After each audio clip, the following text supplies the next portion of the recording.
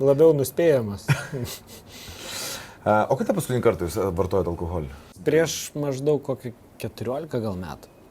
Ar prisimenate paskutinį kartą, kas tai buvo? Nebeatsimenu. Štai hebra, dabar viskas. Čia buvo paskutiniai numegoti. Ne, neatsimenu. Galėjo būti kur nors, pavyzdžiui, pirty gal su draugais, koks alaus butelis, bet jau tikrai neatsiminsiu dabar, kas tam buvo paskutinį. Bet tai nebuvo lažybos? Ne. Tai tiesiog buvo jūsų... Tai buvo labai sąmoningas sprendimas, aš esu nekartą apie jį šnekėjęs ir sakęs, kad tuo metu vaikai mano visi buvo maži, jie manęs girto nėra, bent jau neatsimena, kad būtų matę. Jūsų sūnui kiek? 19 metų, ar ne? Taip. Tai 4 metukai buvo. Tai jis tikrai neatsimena to laiko, kada aš dar išgerdavau ir mano ir noras buvo toks pirmiausia pabandyti, kaip tai atrodo, nes dažniausiai labai tragiškai nupaišoma, kaip gyvenimas yra negėrus, žodžiu, nėra ką veikti, žiauriai liūdna ir nuobodu.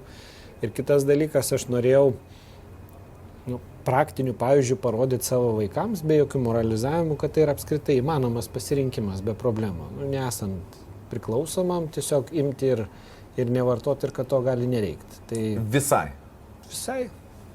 Aš savo vaikam niekada nesu aiškinęs, kad negerkit ar kažko nedarykit, aš tiesiog pats to nedarau ir manau, kad tai yra pakankamas bent jau pasirinkimui, supratimas, kad taip gali būti.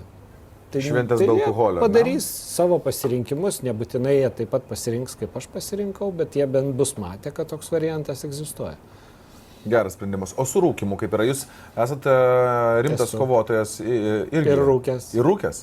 Toks, jūs galvoju, toks, o kiek laiko rūkėt?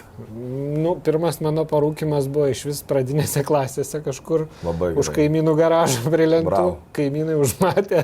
O dar čia ta mama ateina? Ne. Kaip pirmi tie?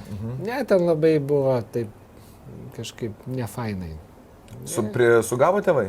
Jo, sugavo. Ne tėvai, kaimynai už... Kaimynai. Nemušė, bet nepatiko man tą, ką ten papasakojo ir pasakė.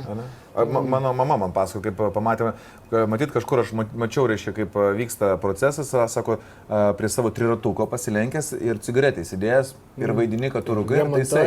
Taip, remontuoji. Taip partempė mane namo. O paskui studijų metų